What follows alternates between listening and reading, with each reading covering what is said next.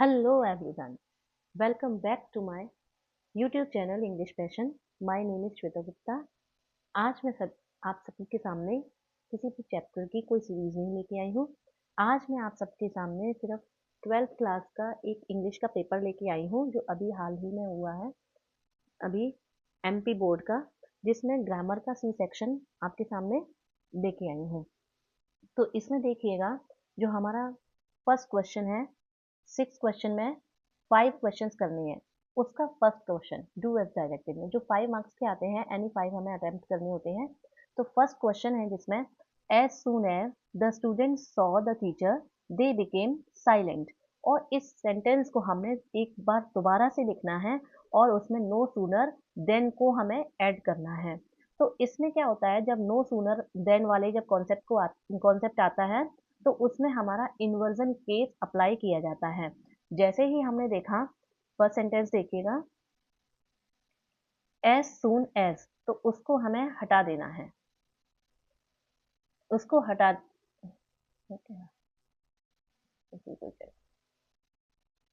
जैसे as soon as को हटाया और हमने नो सूनर लिखा। जब नो सूनर लिख लिया, उसी के जस्ट तुरंत बाद ही हमें हेल्पिंग वर्ब जैसे कि ये हम देख लेंगे इसमें हेल्पिंग वर्ब कौन सी लगेगी, मतलब कौन सा इन्वर्जन लगाना है। हमने देखा क्वेश्चन में सॉ लिखा है, SEW, जो सी की सेकंड फॉर्म है। जब सी की सेकंड फॉर्म है तो हम इसमें जो डू है उसकी सेकंड फॉर्म अप्लाई करेंगे। डू की सेकंड फॉर्म क्या है, डिड। तो ये हमारा इन्वर्जन बन गया। बस इतना सिंपल सा होता है। नो सूनर डिड लगाया, उसके बाद द स्टूडेंट्स। अब सौ सौ को जगह पर हमने सौ को हटा करके एक तरह से डिड लगाया, उसका इन्वर्जन यूज कर दिया। तो सौ की सेकंड फॉर्म की जगह पर अब हम फर्स्ट फॉर्म लगा देंगे, see the teacher.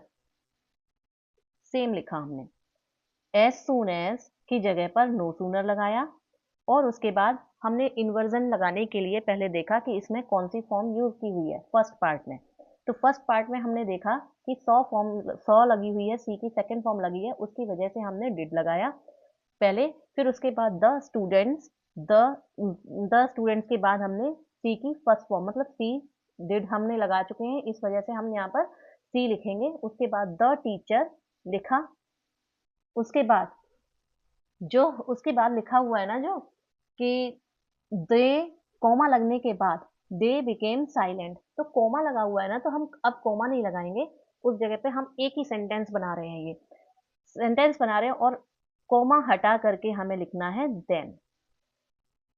No sooner भी आ गया और देन भी आ गया, देन लिख दिया। उसके बाद दे बिकेम साइलेंट। कहने का क्या मतलब है, जो फर्स्ट पार्ट है ना, तो उसमें हमें क्या देखना है मेन, कि इस यहाँ पर वर्ब की कौन सी फॉर्म लगी हुई है। फर्स्ट पार्ट में जो वर्ब की फॉर्म है वो कौन सी लगी हुई है, फर्स्ट फॉर्म लगी है या सेकंड फॉर्म लगी है। तो हमने देखा सॉ सेकंड फॉर्म लगी है, तो हमने नो सूनर की बाद डिड लगाया, उसके बाद द स्टूडेंट, सॉ का सी कर दिया, उसके बाद द टीचर। सेम सेंटेंस लिखना है और कोमा हटा करके देन लगाना है, वो भी THAN वाला, THEN वाला नहीं, THAN वाला। और फिर सेम सेंटेंस रहेगा जैसा कि लिखा हुआ है, दे बिकेम साइलेंट। इस तरीके से ये नो सूनर वाला कॉन्सेप्ट कंप्लीट होता है। सेकंड सेंटेंस देखिएगा, सेकंड सेंटेंस में क्या है, ही शट द विंडो। अब देखिए इसमें ही शट द विंडो है, तो अब हम पहले पढ़ चुके हैं कि जब भी सिंगुलर सब्जेक्ट होता है तो सिंगुलर वर्ब यूज होती है, और सिंगुलर वर्ब शट की जो है वो है एस लगा दिया जाएगा। ये प्लूरल फॉर्म लिखी है, इट मीन्स इसका मतलब यहाँ पर हमारी फर्स्ट फॉर्म नहीं लगी। हमें पहले फॉर्म को पहचानना होता है, उसके बाद हम इनके सेंटेंस को चेंज करते हैं। अब इसमें निगेटिव सेंटेंस को निगेटिव में चेंज हमें करना है, तो हमने देखा कि इसमें फर्स्ट फॉर्म तो है नहीं है, तो इसका मतलब इसमें क्या है, और थर्ड फॉर्म की इसकी पहचान है कि हैज हैव हैड साथ में लेकर के चलती है। तो जब इसमें ही के साथ में शट के जो शट वर्ब लगी हुई है, इसमें हैव हैड नहीं लगा हुआ, तो इट मीन्स ये थर्ड फॉर्म भी नहीं है, तो बची हमारे पास V2, मतलब सेकंड फॉर्म। तो जब सेकंड फॉर्म है, तो जब भी हम सेकंड फॉर्म वाले सेंटेंसेस का निगेटिव चेंज करते हैं तो हम उसमें क्या लगाते हैं, डिड। तो हमने ही लगाया, फिर उसके बाद डिड, उसके बाद नॉट, शट द विंडो। बिल्कुल सिंपल सा क्वेश्चन सॉल्व हो गया। अब नंबर 3 देखिए, आई नो हिम। बिल्कुल सिंपल सा है, इसका चेंज करना है, हमें वॉइस बनाना है। तो वॉइस चेंज करने के लिए हमने लास्ट में से देखना होता है। अब हिम है, हिम जो है वो ही से बना है, मतलब लड़के के लिए यूज किया जाता है, तो ही। उसके बाद जो फर्स्ट फॉर्म है, फर्स्ट फॉर्म को हम इसमें, अब इसमें नो जो है ना, नो, तो हमें पता चल गया प्रेजेंट सिंपल है, तो इसका हम was known, he was known. तो लास्ट में हम बाय लगा करके आई का हम चेंज करते हैं वॉइस में me, by me, he was known by me. इस तरीके से इसका सेंटेंस बन जाएगा। फोर्थ सेंटेंस है इसका, if they do not work hard they will not get good marks. अब देखिए, इसको भी हमें सेंटेंस को दोबारा से लिखना है, उसमें रिप्लेस करना है इफ की जगह पर अनलेस। इफ तो लगा हुआ है ऑलरेडी, उसकी जगह पर हमें अनलेस रिप्लेस करना है, लेकिन उस सेंटेंस का सेंस भी बदलना नहीं चाहिए। जैसे कि हमारा देखिए, इसका एक कॉन्सेप्ट होता है बिल्कुल सिंपल सा, if they do not work hard. ये देखिए, इसका फर्स्ट पार्ट है इस सेंटेंस का, ये 2 पार्ट्स में डिवाइड होता है ये सेंटेंस। तो इसका जो फर्स्ट पार्ट है वो मैंने लिख लिया, उसके बाद मैंने लिखा they will not get good marks. Second part मैंने ये लिख लिया। अब मुझे यहां से इफ की जगह पर मुझे अनलेस लगाना है, तो मैं क्या करूंगी, सिंपल सिर्फ अनलेस लगा देना, यहां पर अनलेस लगा दिया। लेकिन हाँ, इसमें एक चेंज क्या है, इसमें हमें जो फर्स्ट पार्ट है इसको, नॉट को हटा देना है, जो नॉट है ना हमारा, उसको हटा देना है। तो मतलब जब भी कोई भी इस तरह का सेंटेंस आता है तो हमें सेकंड वाले पार्ट में नहीं करना कुछ भी। मतलब एक नॉर्मल सी बात होती है ना, जब कि 2 घर हैं, जैसे अपना घर और दूसरे का घर, तो हम पहले अपने घर में सुधार करेंगे, ना कि दूसरे वाले घर में। तो हमें दूसरे वाले घर से कोई मतलब नहीं है कि उसमें क्या चल रहा है क्या नहीं।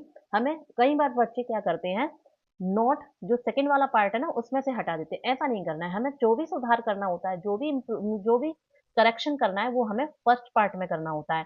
तो अनलेस लगाया और डू नॉट लिखा था, उसको हटा देना है। तो इसमें सेंटेंस क्या बन जाएगा, पूरा एक simple, unless they work hard they will not get good marks. इसमें इस तरह से सेंटेंस बन जाएगा इसी का। हमने देखो बिल्कुल सेकंड पार्ट में कोई बदलाव नहीं किया, बस हमें फर्स्ट पार्ट में करना होता है, नॉट लगा होता है उसे हटा देना, और इफ की जगह पर हमें अनलेस लगाना होता है। नेक्स्ट सेंटेंस है, Urmila is very strong she can do everything. अब इसको भी हमें, जो 2 सेंटेंसेस दिए हैं उनको भी हमें सिंपल एक सेंटेंस बनाना है। तो इसमें भी क्या लगाना है हमें, टू और टू। ये वाला टी डबल ओ जो है वो है टू, बहुत ज्यादा के लिए, अति, मतलब बहुत अत्यधिक, अत्यधिक वाली सेंस के लिए हम यूज करते हैं। तो इसमें वेरी स्ट्रांग लिखा हुआ है, तो बस हम क्या करेंगे, उर्मिला, सिंपल लिखा है उर्मिला इज वेरी की जगह पर टू स्ट्रांग, टू स्ट्रांग।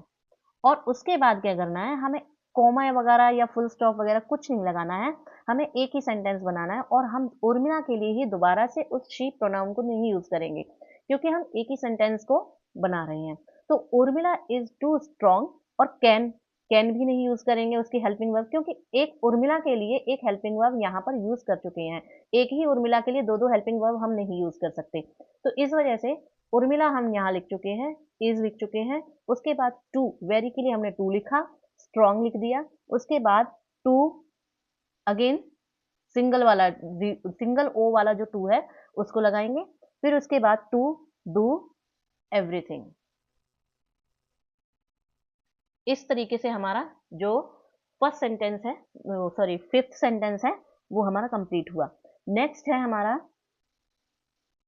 एक सेंटेंस इसमें रह गया I think, they found a ladder it was dragged from its place. Combine the sentence to form a complex sentence with relative pronoun. इसमें क्या करना है, रिलेटिव प्रोनाउन को हमें करना है, रिलेटिव प्रोनाउन लगा करके, रिलेटिव क्लोज लगा करके इसमें क्या करना है, एक सेंटेंस को कंबाइन करना है। मतलब 2 सेंटेंसेस इसमें भी दिए हुए हैं, इसमें एक ही सेंटेंस बनाना है और रिलेटिव क्लॉज लगाना है। पहली बात तो रिलेटिव क्लॉज क्या है ये देखना है।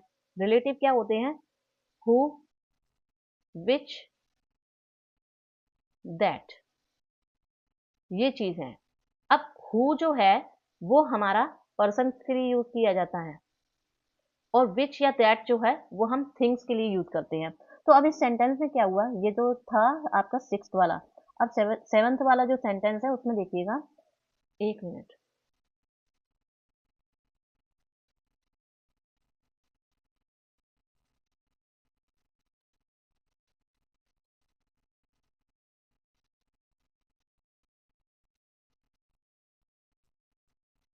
इसमें जो 6th सेंटेंस हम कर रहे थे ना, सॉरी 5th वाला सेंटेंस हम कर रहे थे ना, तो उसमें क्या है, दे found a ladder, they found a ladder.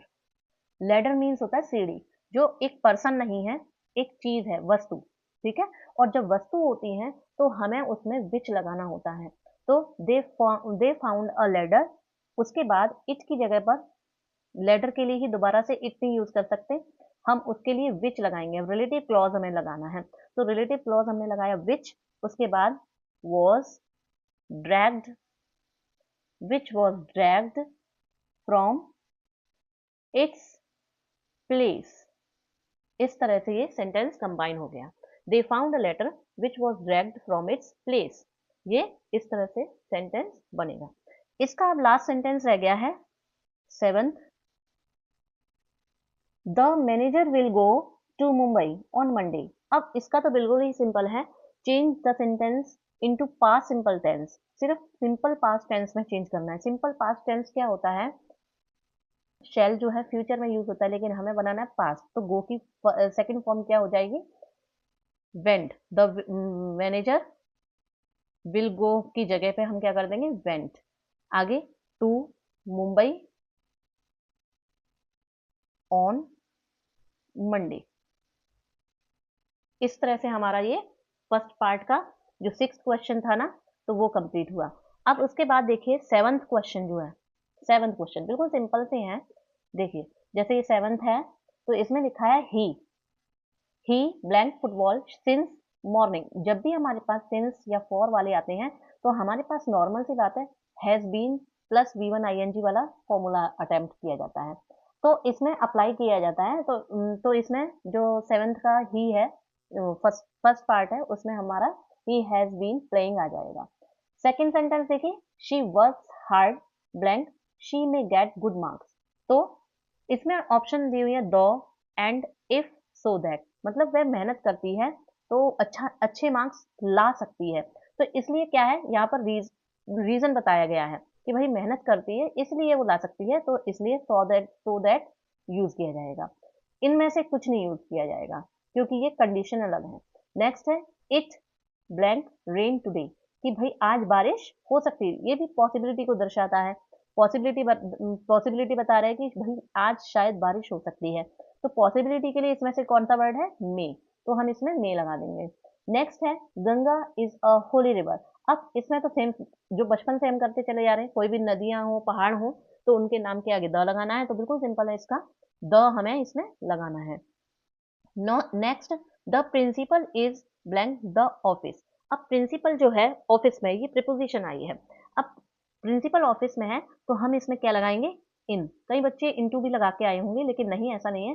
Principal जो है वो ऑफिस में है और वो फिक्स्ड पोजीशन है, मतलब कोई भी रूम में होता है, किसी भी जगह पर होता है तो फिक्स्ड पोजीशन में होता है, तो इसलिए इन लगाते हैं। और इनटू कब आता है, जब हम किसी मूवमेंट में होते हैं। जैसे कि अगर यहाँ पर लिखा होता कि भाई प्रिंसिपल ने ऑफिस में एंटर किया, तो मतलब प्रवेश किया, या फिर मतलब कमिंग कमिंग लिखा होता, the principal is coming into the office, इस तरह से हम लगाते कि भाई वो आ रहे हैं, तो वो मूवमेंट पोजीशन होती, तो इस वजह से हम इनटू लगाते। लेकिन अब इसमें फिक्स्ड पोजीशन, वो ऑफिस में बैठे हुए हैं, कोई मूवमेंट वाली मतलब पोजीशन नहीं है चलते समय की, तो इस वजह से इसमें इन लगाएंगे।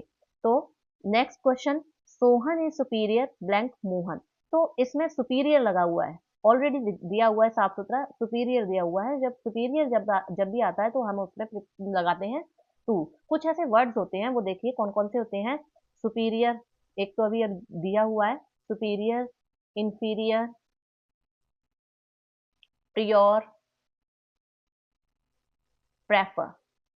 ये 4 वर्ड्स जब भी आ जाते हैं ना, तो हम इन चारों में से कुछ भी मतलब आ जाए तो हमें टू लगाना होता है। तो इसलिए सुपीरियर देखा तो तुरंत ही टू लगाया। नेक्स्ट है the blank class was making noise. तो अब इसमें ऑप्शन है ऑल, सम, होल, बोथ। तो इसमें हम जो क्लास देख रहे हैं ना, क्लास, उसमें एस वगैरह कुछ नहीं है, ई एस वगैरह कुछ नहीं है। तो इसका मतलब ऑल भी प्लूरल के लिए यूज होता है, सम, बोथ ये दोनों ही प्लूरल के लिए, बाकी बचा होल। एक पूरी क्लास के लिए बताया गया है, तो इसलिए इसमें क्या आ जाएगा, whole. The whole class was making noise. देखिए स्टूडेंट्स, ये हमारा 12th क्लास का क्वेश्चन पेपर था। इसमें 10 मार्क्स की ग्रामर है, लेकिन कहने में आपको लग रहा है कि ये 10 मार्क्स की ग्रामर है, बट ऐसा नहीं है। जब हमारी राइटिंग स्किल्स होती हैं, जो भी होता है, तो हमारे इन्हीं सेंटेंसेस पर डिपेंड करता है। हमारी बुक्स होती हैं जो सप्लीमेंट्री पढ़ें चाहे हम रीडर पढ़ें, उन सभी के लेसन्स के जो क्वेश्चन आंसर्स हैं, जब हमें ग्रामर से रिलेटेड सेंटेंस ही नहीं बनाने आएंगे तो हम बुक्स को कैसे अटेम्प्ट कर सकते हैं। तो मेरा कहने का मतलब यही है कि आप इसको सिर्फ 10 मार्क्स की मत समझिए। हमारा जो इंग्लिश का क्वेश्चन पेपर है ना, पूरा का पूरा वो ग्रामर पर ही बेस्ड है। इसलिए पहले से आप ग्रामर को कंफर्म कीजिएगा, कि क्लियर कीजिएगा कि ग्रामर को हमें किस तरह से मजबूत बनाना है। सिर्फ 10 मार्क्स की बजाय ये देखिए कि हमारा बेस है हमारी ये इंग्लिश लैंग्वेज का। तो पहले बेस मजबूत कीजिएगा, स्ट्रॉन्ग कीजिएगा, तो उसके बाद बुक को आप अटेंड किया करिएगा, जिससे कि आपकी इम्प्रूवमेंट और होगी। तो इस तरह से आप प्रैक्टिस करते रहिएगा। और जब भी कोई मतलब इसमें कोई डाउट अगर आपको दिखता है, तो आप प्लीज़ मुझे ज़रूर पूछिएगा। मैं आपको पर्सनली रिप्लाई ज़रूर करूँगी। तो अगली वीडियो में मिलते हैं। Thank you for watching. Keep learning.